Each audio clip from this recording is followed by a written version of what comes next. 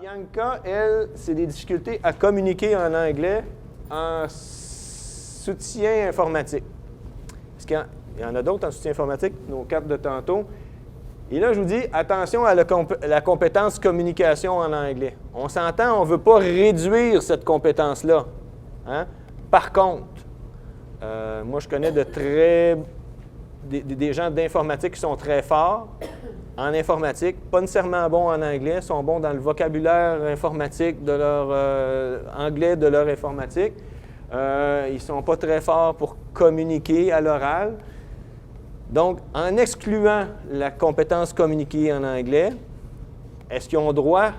En fait, on ne posera pas la question. Voici des outils qu'ils pourraient utiliser pour accéder à l'information écrite et orale qui peut leur être donnée. L'élève, pas très bon en anglais, mais il pourrait se servir de Google Traduction dans Word. Vous savez que dans Word, vous avez un outil de traduction. Il s'agit d'aller avec le bouton droit et faire traduction. Déjà, s'il est en écriture, il veut voir, ça dit commence en anglais. Alors, il pourrait avoir d'autres langues, je pourrais choisir mes langues, mais il me donne le mot en français avec une définition et il me donne la traduction du document en anglais. C'est pas parfait, mais ça peut être utile pour certains mots.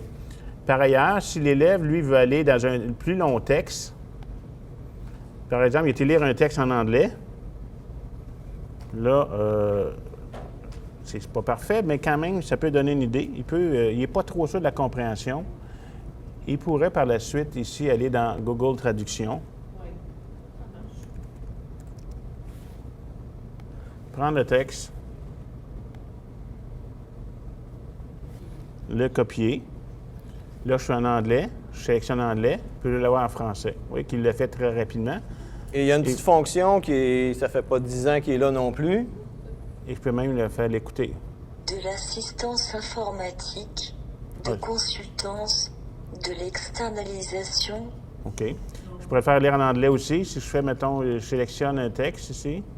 Mais par exemple, quelqu'un qui est au support, qui s'apprête à rappeler un client, il veut savoir certains mots ou certaines expressions, comment les dire.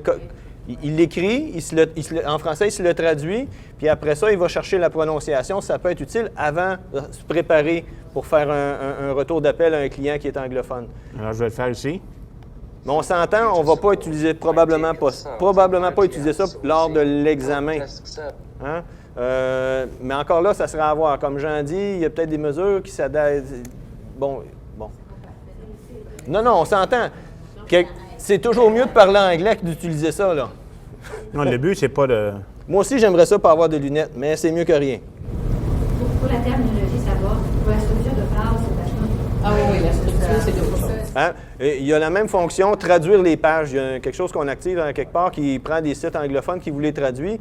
Des fois, on tombe là-dessus, c'est donc bien mal écrit, puis après qu'on se rend compte que c'est un site traduit. Mais il y a moyen d'aller chercher le sens, pareil en général. C'est pas parfait. C'est ça, c'est pour donner l'idée. Je dis ça, c'est quoi porte le texte. Je suis pas très bon en anglais, mais ça me donne quand même, c'est sûr, c'est la traduction des fois un peu littérale, mais moi, je trouve que ça s'est beaucoup amélioré que si on l'a 5 ans. Dans 5 ans d'ici, ça va être assez performant. Des mots-clés, il faut que ça prenne comment ils se disent. Oui. Exemple, computer support, là, je le fais lire. Computer support. Alors, il va me le prononcer avec la prononciation anglaise. Donc, c'est intéressant, parce que moi, le mien, le computer support, là, si je l'écoute, bien, c'est un peu différent. Computer support.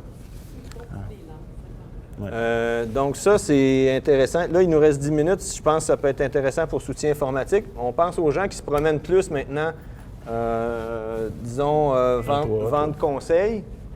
Ça, c'était B. Excuse-moi. Il y a des outils sur les technologies mobiles. Donc ça, c'est une petite application qui s'appelle non, tu m'as mis sur moi. iTranslate. Et ça aussi, c'est en pleine évolution. C'est pas parfait. Mais par exemple, je vais en faire un. Merci beaucoup, Jean, pour ton aide aujourd'hui. Ce fut très apprécié. Donc, John, thank you very much for your help today. Was greatly appreciated. Vous avez un client qui est chinois. Vous voulez l'entendre? Chinois cantonais, mandarin ou taïwanais? Bon, Hugo m'a dit que c'est mandarin qui est le plus courant. Donc, on va réessayer ça. Merci, Jean, pour ton aide aujourd'hui. 约翰，感谢你的帮助。